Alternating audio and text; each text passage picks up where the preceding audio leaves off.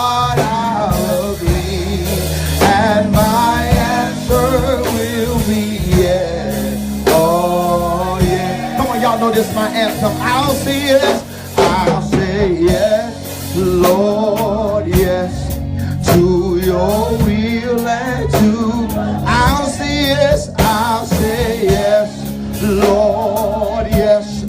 I will trust you and obey when your spirit speaks to me.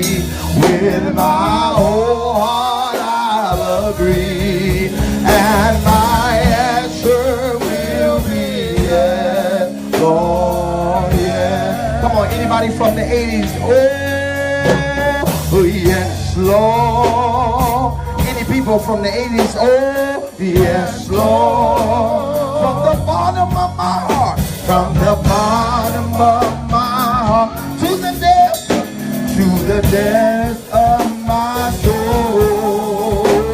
Oh, yes, Lord. Come on, completely. Oh, my soul.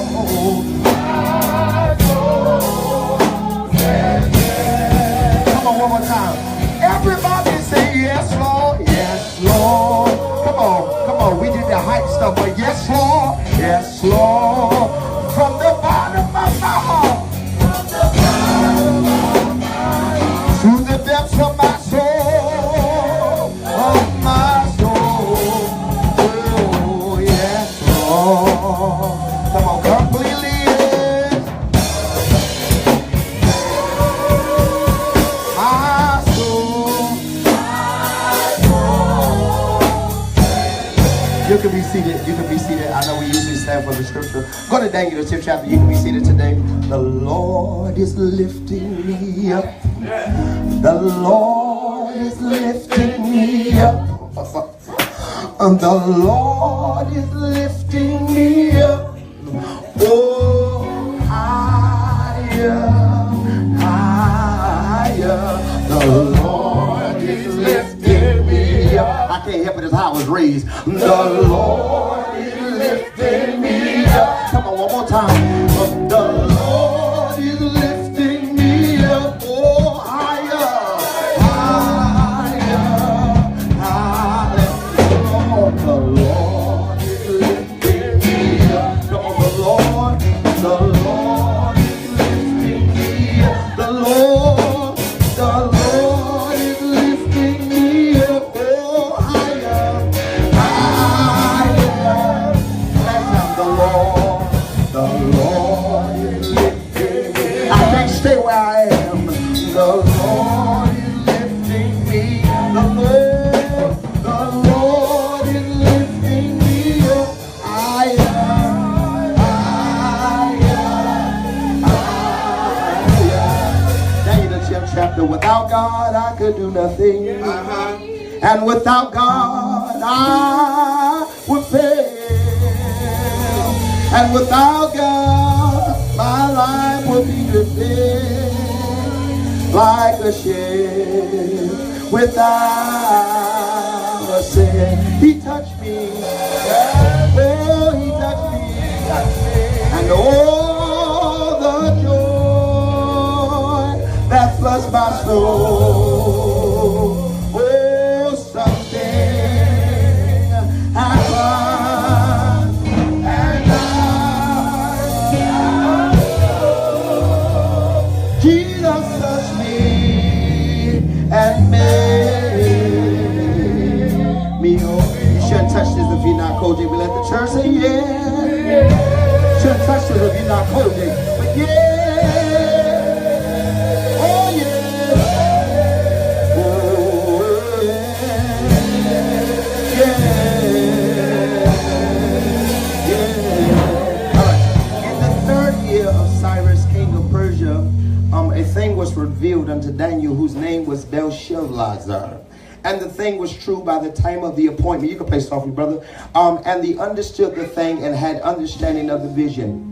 In those days, our Daniel was mourning 3 full weeks. Somebody say 21 days. 21 days. He says, I was mourning 21 days. I ate no present bread. That means no brownies or no muffins or whatever. No Starbucks, no mocha. He said, nor any flesh. So he didn't eat any meat.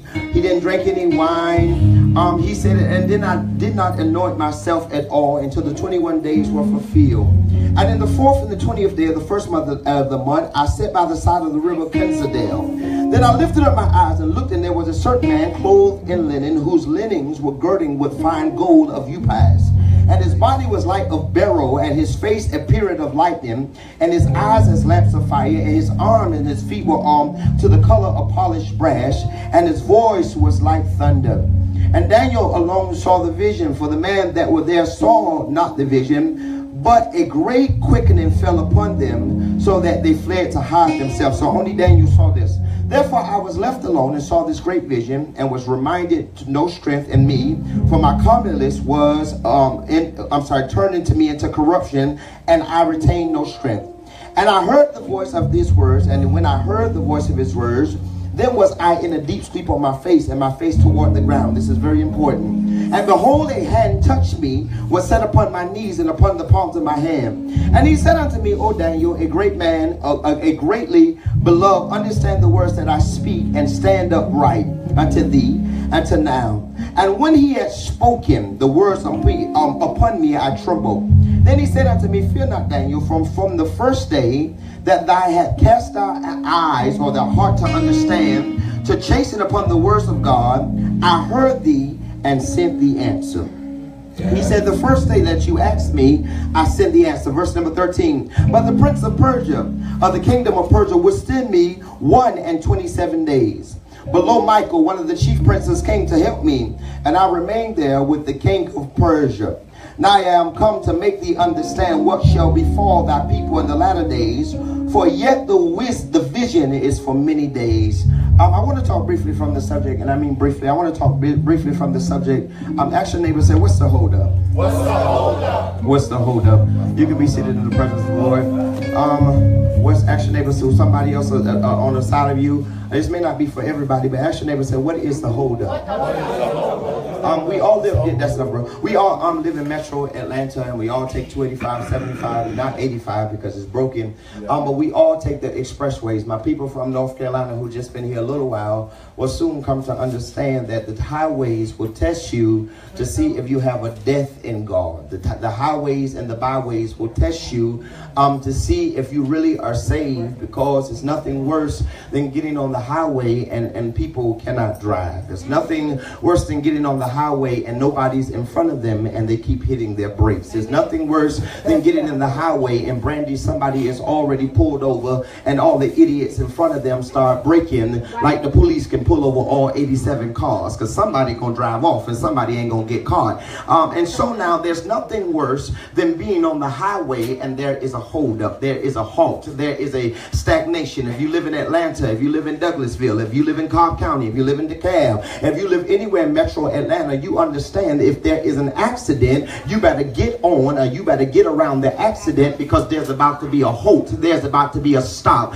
There's nothing worse than having a destination, or there's nothing worse than having about to have an appointment and you have to be somewhere at a certain time and somebody has caused an accident. Bad enough you cannot drive, bad enough you don't have any direction, bad enough this car is shaking in the wheel and the axle is about to come off. You got the unmitigated gall to text and drive, and you bopping and weaving outside of lanes, and you said, if they get my car, if they hit my car, I'm gonna get out and hit them, because you are not supposed to drive like that. Mr. Henry, you're on the highway, you're on the 75, you're on the 285, you're on the 20, and somebody causes an accident, somebody caused a pile up. It's nothing worse than having to be to work. And me, I suffer, or I struggle with time going to work. I struggle with being on time for work, but I'm always on time for church. I think it's the spirit, but I suffer with with being on time for work and struggle with being on time. And when I walk outside of the door and there is an accident, I'm looking to the side, I'm looking to the right. I don't know if I need to turn into Ace Ventura, Pet Detective, and drive with my head out the window because I'm trying to figure out what has traffic held up. What has me sitting here? I have a destination. I have a place that I'm trying to go to. I have some place that I have to be. I have some place that I got to get there at a certain time. Not yet, bro. I have a place that I got to get to at a certain time, but yet I'm sitting here. And you ain't never been there when you had to go to a job interview and you already late and you trying to tie your tie and put on your cufflinks and make sure your shirt ain't stink or they can't see the dirty collar because you didn't put it in the cleaners. And so now I'm sitting here and I don't have the information for the people to call them to tell them I'm about to be late. And so I'm asking myself, what is the holdup? Now, I'm nosy, and much like people in Metro Atlanta, we are nosy because when the traffic frees up, everybody start looking to the left or the right to try to figure out what has had them held up. They're trying to figure out what has had them at this point. They're trying to figure out, why am I still sitting here? And I know I can make this transition, or I can make this transition, or I can make this transpose into this audience. Some of us are trying to figure out why am I still sitting here? Some of us are trying to figure out, why am I still at this starting point? Some of us are trying to figure out, why am I still in this place?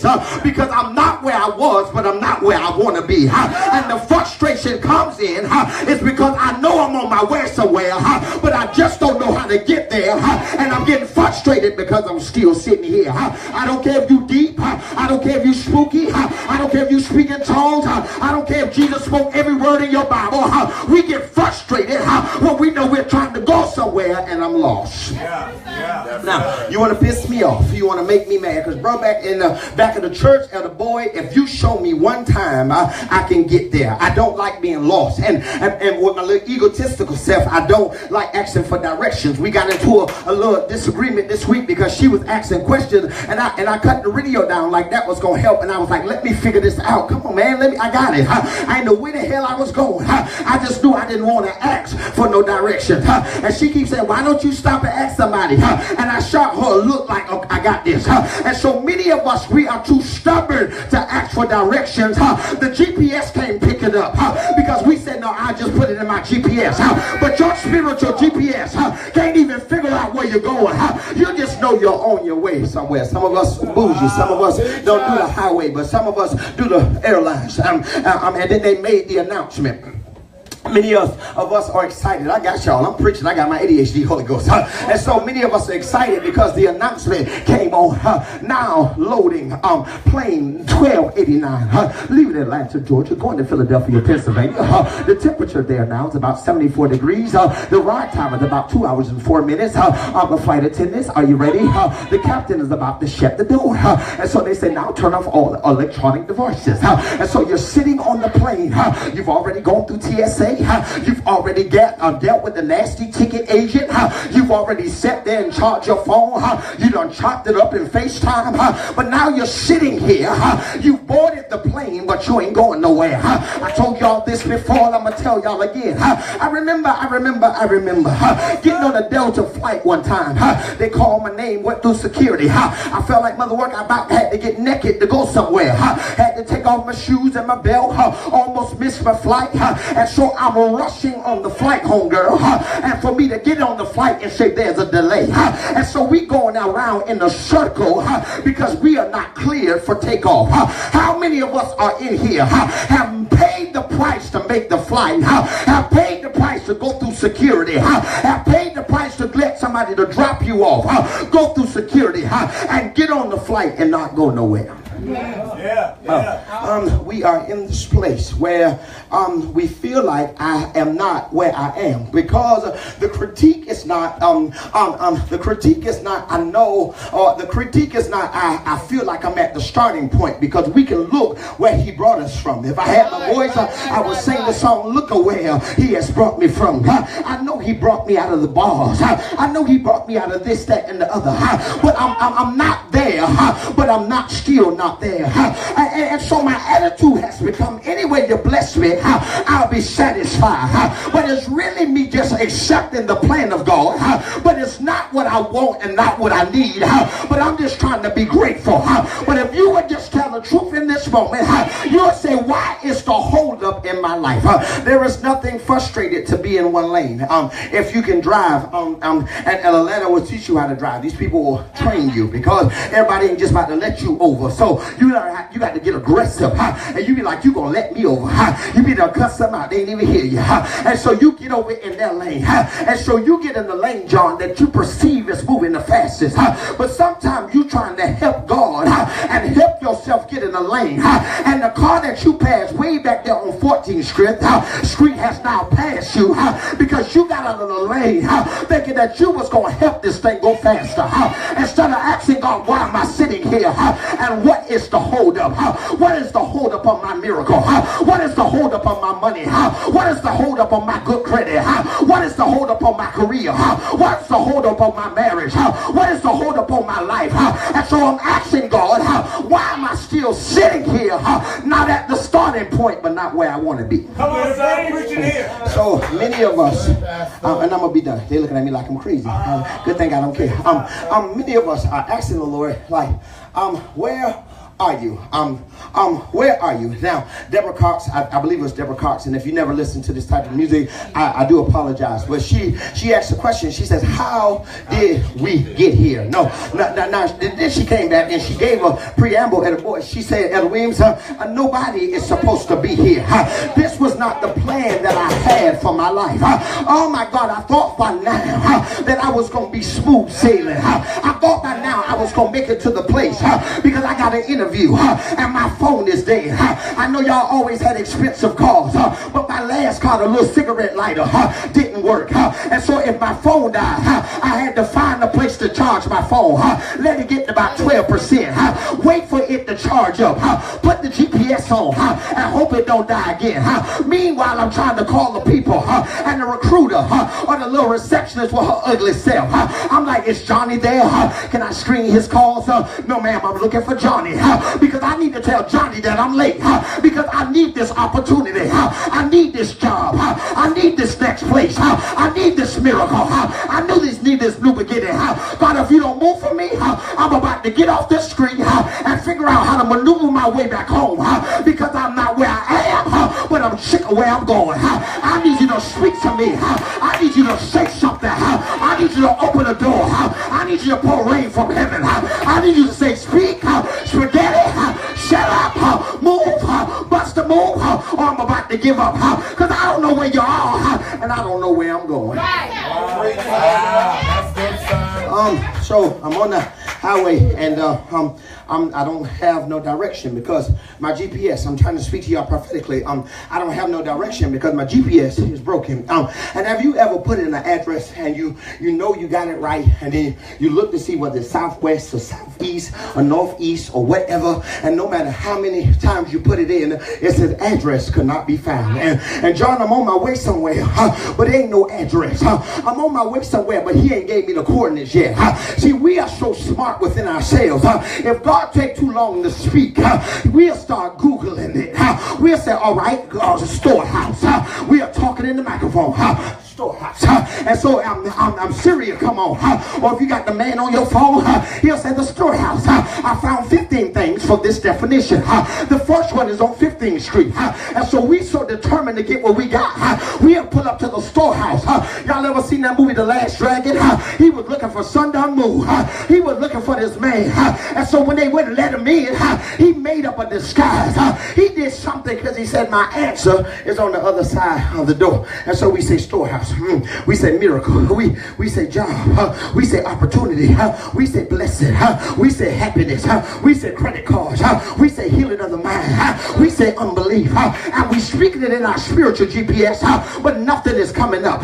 But guess what? I'm out here already. I'm too far home, and I'm too far to go. I'm too far from going back home. I done came too far. I don't want to go home. I want to go somewhere. Have you ever left home and you didn't make your destination and you said, I look too good to go home. So you say, I'm going to go somewhere.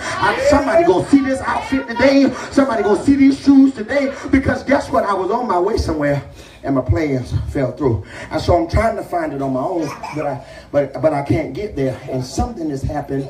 I'm not moving.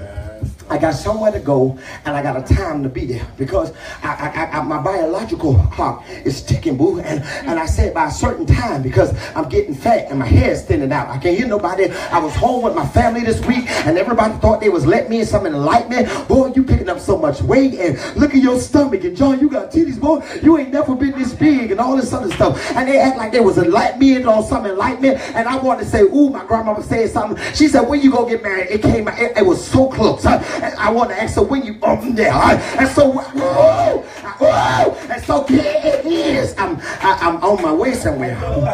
My biological clock is ticking. She 85. I have to ask her some questions.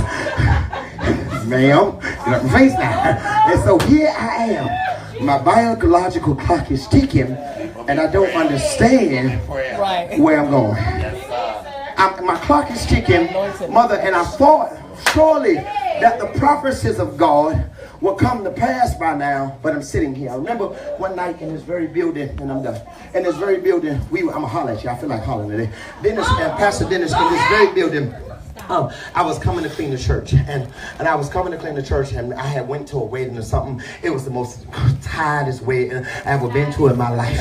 It was the most tiredest wedding I had ever been to. And Mother Work called them people phone, and we asked Mother Work just let the bride have it. Y'all, I was so embarrassed because we somehow, the man gave Mother Work her number, and Mother Work left a message for the man, and Mother Work never hung up the phone, and so she was on the voicemail like, Pastor Marsha, did you see that dress? And she was like, oh my God, she looked at a mess, and look at those shoes. See, that's what and so we was in the car, and I was like, Mother, where's the phone? I hung up, and she was saying that lady's shoes came from the $5 store, and she was like, what kind of person has a wedding to give out cupcakes at the end? She was like, child, that was the most tired and ugliest wedding, and if you ever invite me to something like that again, and something in my spirit said, look down, and I looked down, and the people heard the whole conversation, and so here I am, I'm sitting here like, Lord, I'm confused about this whole transaction. You remember, boo? You ready? Boom. Got her. She said, why would she wear them hooker shoes to this wedding? And I was like, oh my God. So here we are. Oh, yes, she did. She went in. I mean, it was a mess. But I'm on my way somewhere. And I say that to say this because not only Elder Weeks or Mother Work letting people have it, and they heard it on that voicemail. And you know how you kind of go through all the numbers to see to re-record your message? It was like, thank you for your message. Bye-bye. And so my life was over because it was on my phone. And so here it is. Everybody, if this is a true story, everybody has watched my demise. Everybody has watched me put on Facebook, and I'm done, y'all, that I got a new job. Everybody has watched me say I'm on my way to a new place, and now they're talking about me, and I'm hearing it. Now, people are whispering because I said I trust God. I trust in God. No matter what men might say, I trust in God each and every day. I'm singing all these songs, and I'm tithing, I'm doing all this stuff, and so not only has somebody watched me, somebody has got behind my back saying, where is he? I thought he would be here by now, and so I'm frustrated. Bible says before, it's a very interesting story. Bible says it's the first time we are able to peek into the supernatural. It's the second time we're able to peek into the supernatural, because Pastor Dennis, the first time we're able to peek into the supernatural is when Elisha, the prophet, and Gehazi was in the room, and the army came and they wanted to pop off, and then Elisha said, touch his eyes, and they were surrounded by an army. And so this is the second time that we get a chance to peek into the supernatural, and the Bible says Daniel has prayed for 21 days. And I know we think because we are, I want somebody to hear this loud and clear. I know we think because we are the righteousness of God, and because we're staying from sin and from evil and all of that, as soon as we ask God for something, it's poof, voila. We think God is a magician and God does all this stuff, but there is a time and a season according to Ecclesiastes. And so Daniel said, for 21 days I prayed. 21 days. Now, a couple of things I want to pull out before I piss y'all off. The first thing is, it says in this text is God knew his voice. Now, some of us ain't got no answers, John. I'm going to leave it alone. Some of us ain't got no answers because God don't know who talking to him. Because we only talk to him when we need something. Some of us only talk to God when we're in trouble. You knew you got the weed in your back pocket, and now you trying to pray God like, don't let the officer check me, and then he checked your back pocket, and now you on your way to jail and you mad with God. But we don't. Some of us don't have answers because we only talk to God when we need something. Let me bring it down to earth. I talk to Calvin all the time. I talk to Elder Boyd via text. I talk to different people. So when you're talking to me, I know who you are. I don't have to follow your feed. But if somebody comes in my feed and I don't know, I'm gonna scroll up all the way to the top and like, who is this talking to me? And don't let money be on the end of it. I'm like, who is this? And why would I give you some money? Because we don't have relationship. But if there's relationship, I'm more likely to give you the money. And so some of us only talk to God when there's a need. Yes. That's good. Why y'all ain't shouting now? Okay. Right. Okay. Right. Now, hold on. God, Daniel proves something. He talks to God all the time. And he walks with me. And he talks with me. So he talks to God all the time. And so Daniel prays. And usually when he prays, he gets the answer the first time. Daniel prays because all of the Bible, I got time to tell y'all this. All these men, Moses, Shem, Cush, all these men, they had an altar. The Bible talks about how they built an altar. And the altar was where they prayed, and the altar was where they came apart. And the altar, see, you talking to your friends, and your friend is a bigger rut than you are. You got to stop talking to your friend, and you got to get on Facebook, and you got to build you an altar. I don't care if it's in your car. I don't care if it's in your bathroom. I don't care if it's while you on the toilet. I don't care where you are. You have to build you an altar. You have to build you a place where you can talk to the Father and be truthful about where you are. That's what the Bible says. Daniel had an altar. Daniel had a place where him and God communed. Daniel had a time where he talked to God about what was going on in his life, and there was no secret to him why the answer was hold up, because God is a revealer of all things. Amen. Even if my life ain't moving, I know why I'm here. Right. Yes, sir. All right. I'm done. I got you. So Daniel prayed, and while he was praying, if you call him Jesus, he will answer prayer. If you call on Jesus, he will answer prayer. If you call on Jesus, he will answer prayer. If you call on Jesus, he will answer prayer. So he's calling him. He's like, Jesus, I need you. So for 21 days, Daniel put down the things that made him happy. He turned off Instagram. He turned off Facebook. He turned off Snapchat. He got off My Vista. Everything that made him happy, he got off of that for 21 days. He got off Jack, and he got off Grindr, and he got off People Finder, and he got off eHarmony, and he got off all the stuff that made him happy. And Daniel said for 21 days, got off Craigslist, and for 21 days, he says, I'm going to deny you got to come with the people. I'm going to deny myself. I'm erasing my instant message because I know it starts chiming about 1:30 in the morning. And so I'm deleting all of this, Randy, so I'm not distracted, because I need to know what Jesus is saying. That's right. I know that's right. Bible says not only did that, not only did he do this, somebody gonna get pissed off with me, but the things that please him, because they said the little wine is good for the stomach's sake. Now I'm not telling y'all to go drink no liquor. I'm just telling you what the Bible say. I personally don't drink it because I could be missing some churches Sundays. I can't hear nobody. I can't put no liquor to my lips because y'all will be looking for me. I'll be pissy drunk somewhere. And so here Daniel says, I can't drink no liquor. So he says, I'm getting on social media. Then he says, I'm not going to drink no liquor. Then he says, I'm going after the turkey burgers and the buffalo wings, and I'm going after the teriyaki burgers, and I'm going after the crab legs, and I'm going after the grouper. He says, no flesh is about to touch my lips. I'm about to drink water and juice, and I'm about to lose my belly, but I'm about to pray. My mouth about to be dry, and my breath can be stank. I don't care what you think about my exterior, but I need something from God, because I'm tired of sitting here. I'm tired of being in this place. I'm tired of being a hold up. I'm tired of asking God the whos, the whys, and the wheres. And so now I just don't want you to ask you questions. I want you to talk to me. And at least if you give me an answer, I'll know where I stand. I'm sick of not believing in you. I'm sick of believing you dropped me and you put me down. I need you to say something. I'm starting to doubt that you're even real. I'm starting to doubt that you have all this power, because I keep asking the same thing and no answer is coming my way. No results. And I'm tired of medicating myself, and I'm tired of putting patches over it. I'm tired of sociologicalizing myself. I'm tired of giving churchy answers and cliches. God will provide. No, sir, I need you to provide. And so I'm staying right here until you say something. I got you. Let me go all the way back to Genesis. I'm going to holler at you when I'm done. The Bible says it just like this. The Bible says Jacob is left alone to wrestle with an angel. Now, theologians say it could be theologians. Some say it was Jesus. Either way, I wouldn't want to be in that predicament. But the Bible says, Pastor Dennis, he is in this predicament where he has to wrestle.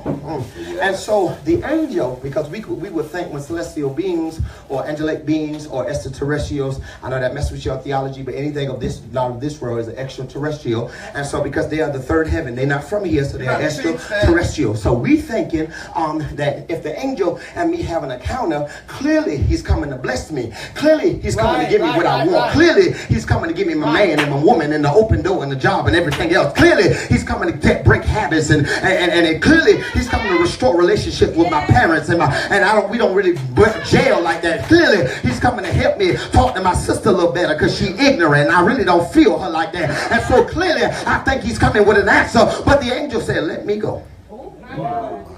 So I'm thinking God is coming to my rescue, because we had a high service and the pastor said when you get home it's going to be better, and you took the word literally and things got worse. And so now you're in this place where the presence of the Lord of the angel of Jesus is trying to get away from you, but he said wait a minute, this is not what I heard. Some of y'all ain't got what you needed yet because you ain't told God this is not what I heard. You accepting what you see, but you ain't telling God this is not what I heard. The hell you preach, this is not what I heard. This is not what I saw, and I'm not going to let you go till you give me some answers. So Bible says the angel says, let me go. Come on and bless my soul, Lord. Bless my soul. Bless my soul, Lord. Bless my soul. Bless my soul, Lord. Bless my soul. Won't let you go until you bless my soul. And so the angel let me go. And he said, no, I'm not going to let you go. He said, let me go. And so the Bible says he touched his hip. And he says, I'm going to give you a little pain in your life. Let me say this. I'm going to inflict a little pain on you. I'm going to let a little discomfort come. I'm going to let a little hurt come. I'm going to let a little this, that, and the other come. But Jacob said, I'm still not going to let you go, even though I'm in the middle of pain, because I need what you got, and my testimony is going to be that the blessing is worth the limp. Wow. All right, I'm done. So tell your neighbor, say, my blessing is going to be worth the pain. It's going to be worth the pain. I had the theological problem that y'all have with this is they had to fight for the miracle. And we think that he is Aladdin, one step ahead of the bad guy, and we going to rub the lamp and the genie going to come out and say, what can I do for you, master? After 10,000 years, I'm free. And Jesus going to be like, you're blessed, you're blessed. You get a car, you get a car, we all get a car. No, but there's some blessing you're going to have to fight for. You're going to have to travail for. You're going to have to hold on to God. You're going to have to keep giving him his word. Hebrews says, for there's not a high priest that cannot feel our infirmities. And so now that you're feeling me, come see about me. There's an old song say, come see about me. You know, our prophets used to be like, come see about me. That's some music. But they used to say, come see about me. Because I need your help. I need your hand. I need your touch. I'm tired. And I need you to move. So we go back to Daniel. The angel came. Bible is very intentional in this text. It says that only Daniel, could see this. So all the rest of the men fell out. They were just boom. They was gone. They was whatever. And so everybody's situation is synonymous. Everybody's situation is individualized. So stop comparing yours with somebody else, because y'all got two different paths and you got two different journeys, and there's two different glories coming from this, and there's two different outcomes. And start saying, why God blessed her before you? She might have got blessed because that's her portion. But God ain't got to bless you. He about to knock your socks off. Yes, sir.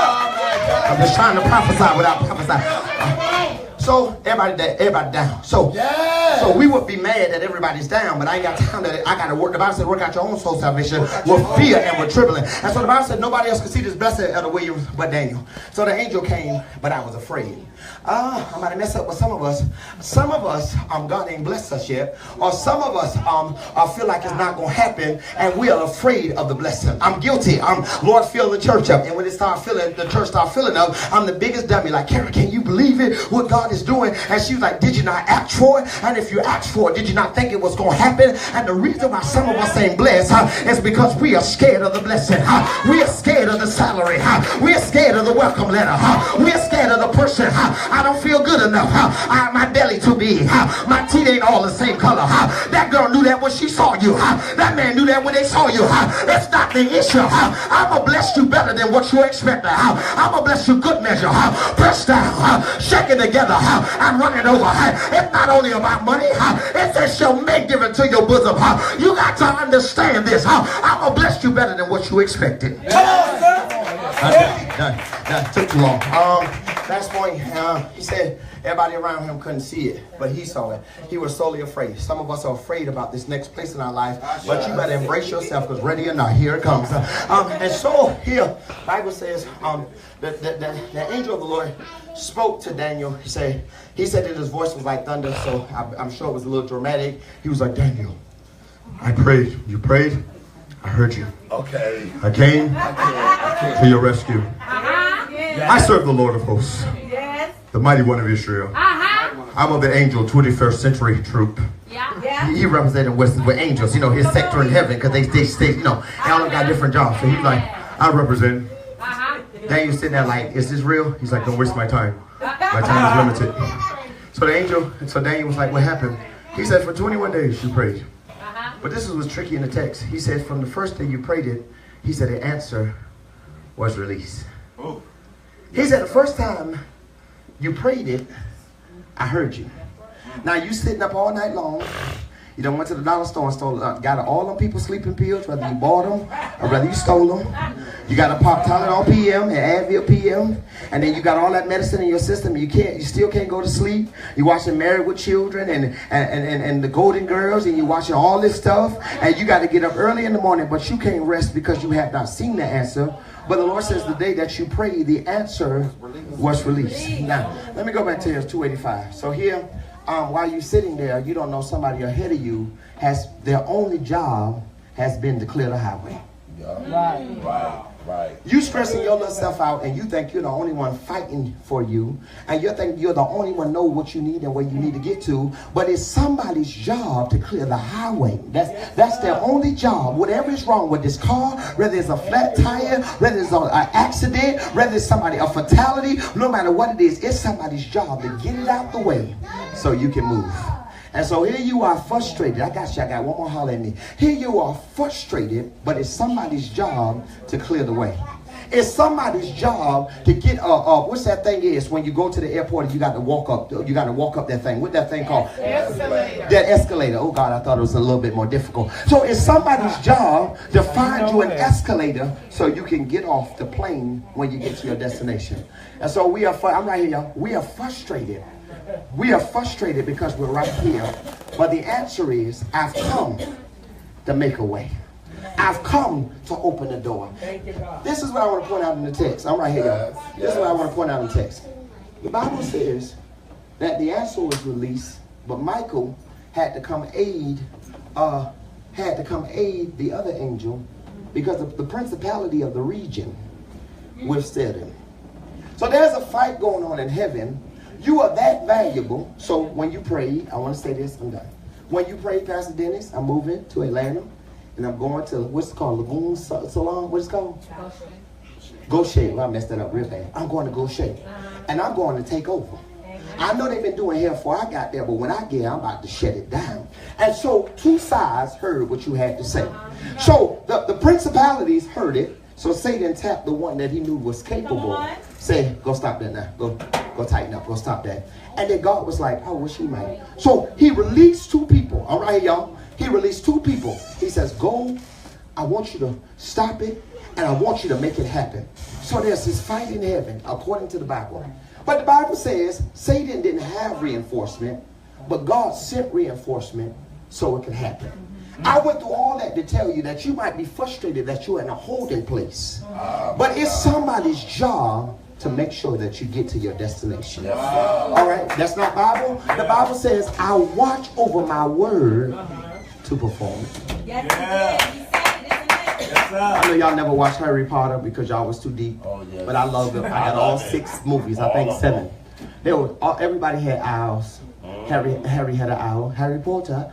And so what happened was, the owls had to go and deliver a message.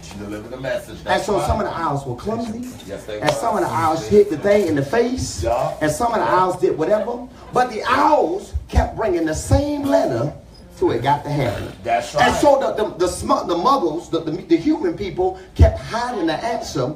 But when Harry finally found the answer, it was so many of the letters that it was undeniable. Right. And you might feel like God is playing games with you, and I'm done after this. But can I tell you, when I owe the IRS said that I owe them with interest.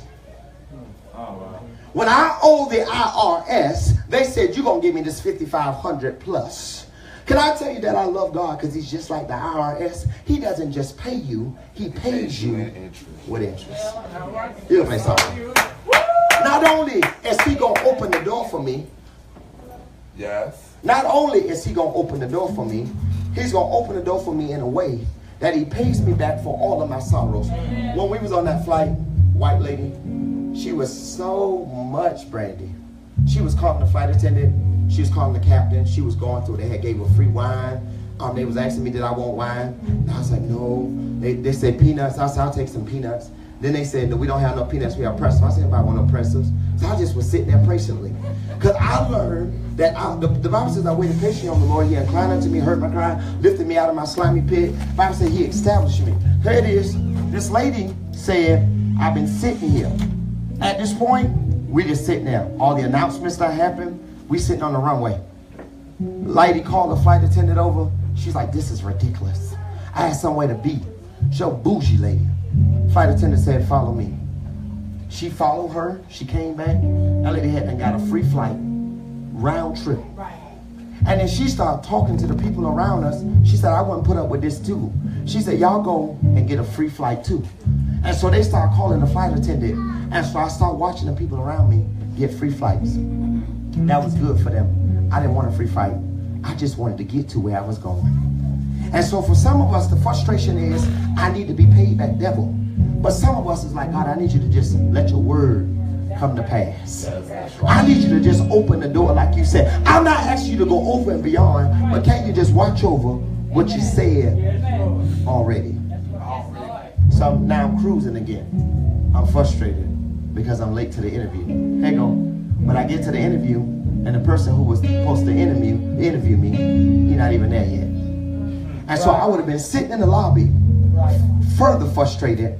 I get there, I got time to go fix my suit. I got time to park my car. I got time to get inside. I got time to keep asking me for water. Then the interview comes in. Come in, Lou. The interviewer comes in, asks me 2 questions, say, that's it. I think I didn't get it. Next day I get a call, welcome to this particular company. And so here you are frustrated because you don't think God know how to do God. I'm about to piss somebody off, it's fine, here you go. You just got on the planet yesterday. He's been God forever. You got to learn how to relax and realize if you're in a holding place, the holding place may be holding you back from danger and from harm. And the holding place may be holding you back from stupid bosses and silly co-workers. But even if you're in a holding place, has he not provided for you? Right. Yeah. I'm pissing y'all off, I'm sorry. Is anything off? Are you in need for anything? So what you got to learn how to do is, you got to wait till your time. Cinderella, I know y'all don't know nothing about that, but Cinderella said, sleeping on the hay until it was her time. And the people, her 2 sisters and her ugly mama, had to come to the palace and they had to bow down. Because at the right time, Cinderella became Queen Cinderella.